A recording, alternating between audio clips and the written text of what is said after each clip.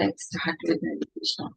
Hare Krishna, Hare Krishna, Krishna Krishna, Hare Ram, Hare Ram.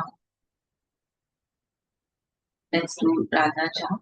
Radha, Shri Radha, Radha, Shri Radha, Radha, Shri Radha. We are in chapter 15, text 7. The living entities in this conditioned world are my eternal fragmental parts. Due to conditioned life, they are struggling very hard with the six senses, which includes the mind. Let's read the purport. In this verse, the identity of the living being is clearly given. The living entity is a fragmental part and parcel of the Supreme Lord, eternal. It is not that he assumes the individuality in his conditioned life and his liberated state becomes one with Supreme Lord.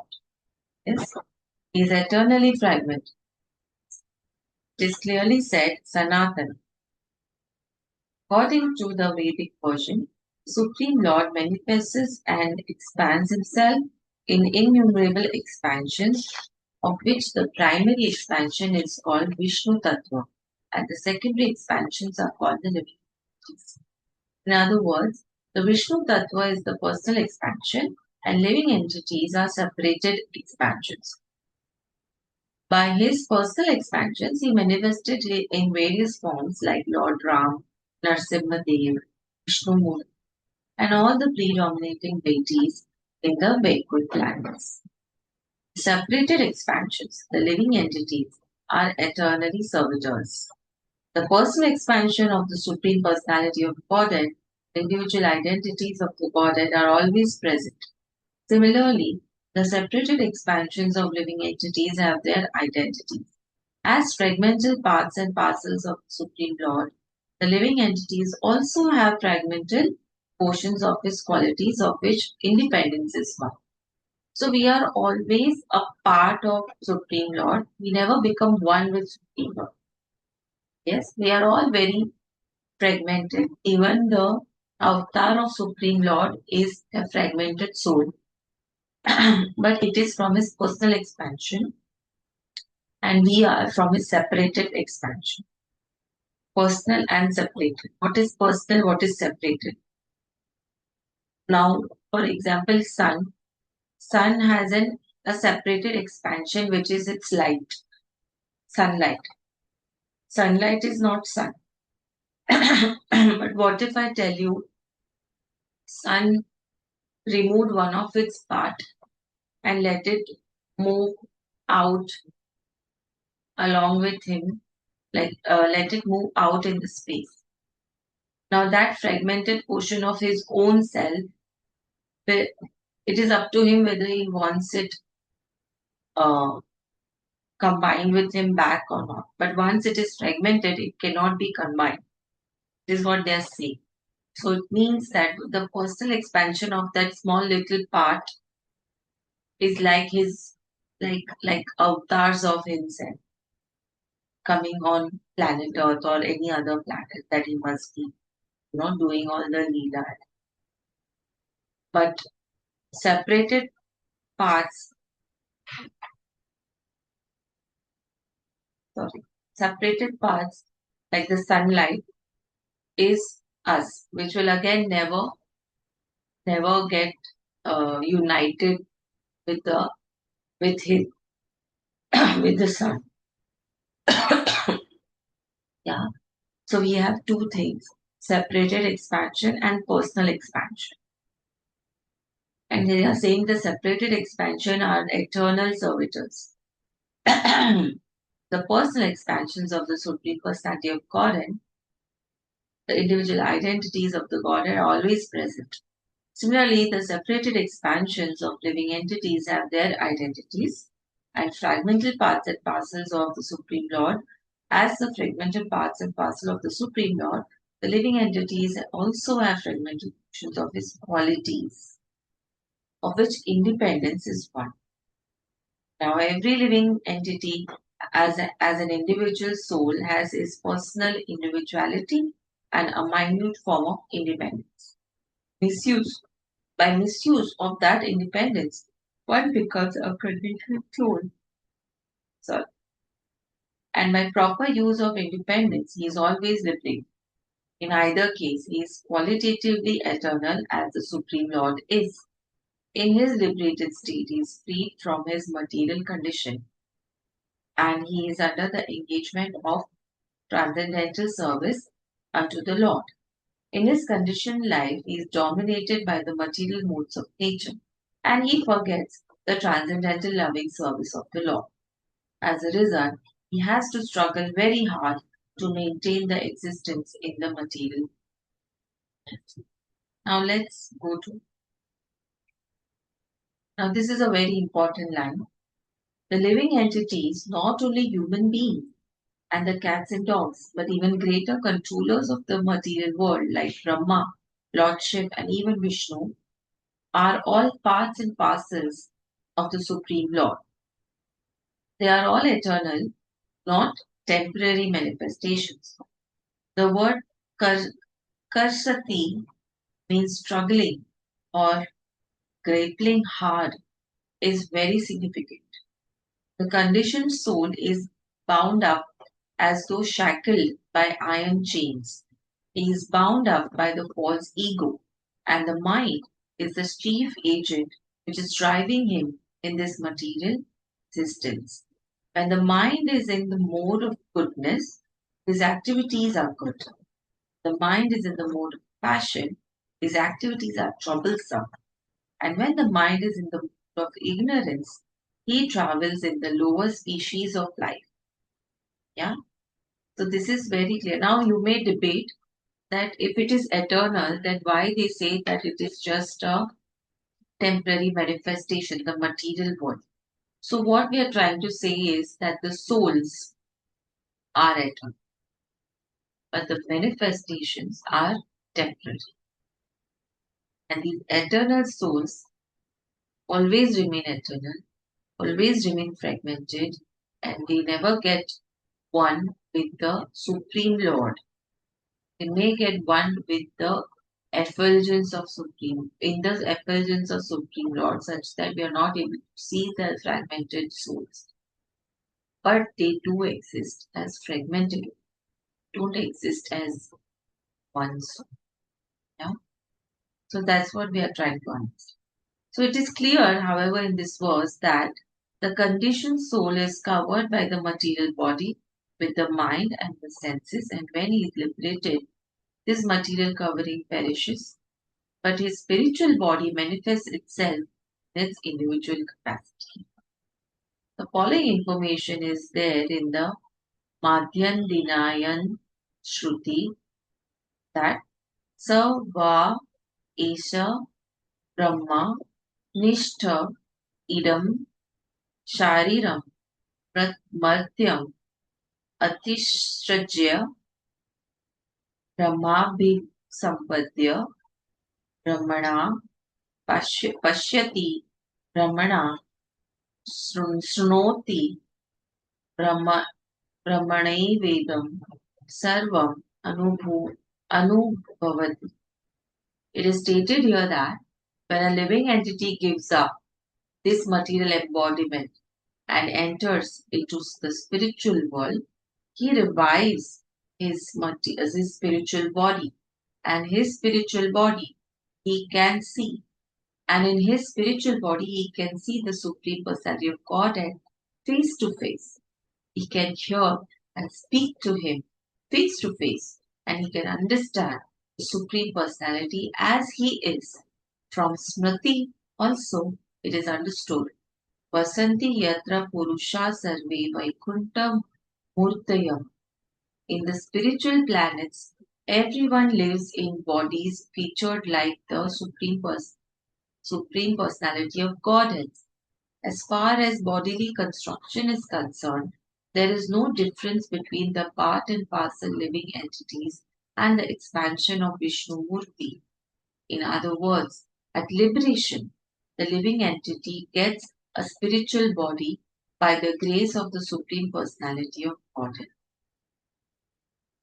The words Mamaiva, Mamaivamsha, Vamsha, Mamaiva, Mamaivamshaha that is, fragmental parts and parcels of the Supreme Lord, are also very significant. The fragmental portion of the Supreme Lord is not like some material broken part. We have already understood in the second chapter that the spirit cannot be cut into pieces. This fragment is not materially conceived. It is not like matter, which can be cut into pieces and joined together again. That conception is not applicable here because the Sanskrit word Sanatan, eternal, is used. So the fragmental portion is eternal. It is also stated in the beginning of the second chapter that in each and every individual body, the fragmental portion of the Supreme Lord is present. Dehinos min yatha dehe. That fragmental portion, when liberated from the bodily entanglement, revives its original spiritual body in the spiritual sky, in a spiritual planet, and enjoys association with the Supreme Lord. It is, however, understood that the living entity, being the fragmental part and parcel of the Supreme Lord, is qualitatively one with the Lord, just as the parts and parcels of the gold are also gold. It's the example of sun. So there are many philosophies around which states that the soul is divided into 12 parts, and those parts are distributed in multiverse, maybe at the same time or at the different time zone. It is said that it's like you are existing in different planets as well, and you have manifested one part of your soul over here. They speak this kind of philosophy, and all 12 uh, parts of the soul elects one of the part as its alpha part, like a primary one, like a leader.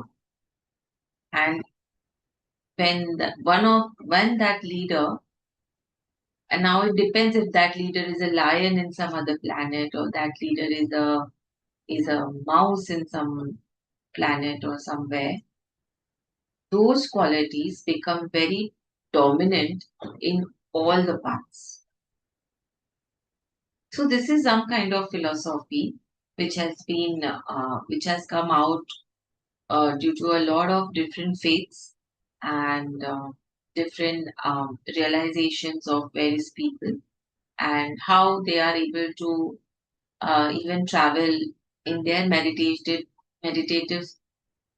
um, state of mind. They are able to expand astrally. They are able to expand and reach various planets and do activities there and come back. So they say Sita Ma had this ability that she could get into a meditation, and she would travel to any planets where there is life and where there is a life of an animal or a life which is not a human form. Also, she would be able to transport herself to such uh, places, and she would do good things, good deeds, and she could again come back. Even she could enter somebody's mind, somebody's thoughts. So she was very, very elevated soul, of course. So, okay. But here in Bhagavad Gita, they are saying that they are denying this philosophy, because they are saying that a soul cannot be cut into pieces. Soul doesn't further fragment itself. Okay. Text 8. The living entity in the material world carries his different conceptions of life from one body to another, as the air carries aromas. Thus, he takes one kind of body and again quits it to take another. Yes. Let's read the purport. Here, the living entity is described as Ishwar, the controller of his own body. If he likes, he can change his body to a higher grade, and if he likes, he can move to a lower class. Minute independence is there. The change his body undergoes depends upon him. At the time of death, the consciousness he has created will carry him onto the next type of body. If he has made his consciousness like that of a cat or a dog, he is sure to change to a cat's or a dog's body. And if he has fixed his consciousness on godly qualities, he will change into a form of a demigod. And if he is in the Krishna consciousness, he will be transferred to Krishna Lok in the spiritual world and will associate with Krishna. There is a false claim that after the annihilation of his body, everything is finished. The individual soul is transmigrating from one body to another, and his present body and present activities are the background of his next body. One gets a different body according to karma, and he has to quit his body in due course. It is stated here that the subtle body, which carries the conception of the next body, develops another body in the next life. This process of transmigrating from one body to another and struggling while in the body is called karshati, or struggle for existence. Yes. Let's move to text 9. The living entity, thus taking another gross body, obtains a certain type of ear, eye, tongue, nose, and sense of touch, which are grouped about the mind. He thus enjoys a particular set of sense objects. Let's read the purport. In other words, if the living entity adulterates his consciousness, adulteration, with the qualities of cats and dogs, in his next life he gets a cat or a dog body and enjoys. Consciousness is originally pure, like water, but if we mix water with a certain color, it changes. Similarly, consciousness is pure, for the spirit soul is pure, but consciousness is changed according to the association of the material qualities. Real consciousness is Krishna consciousness. When therefore one is situated in Krishna consciousness, he is in the pure life.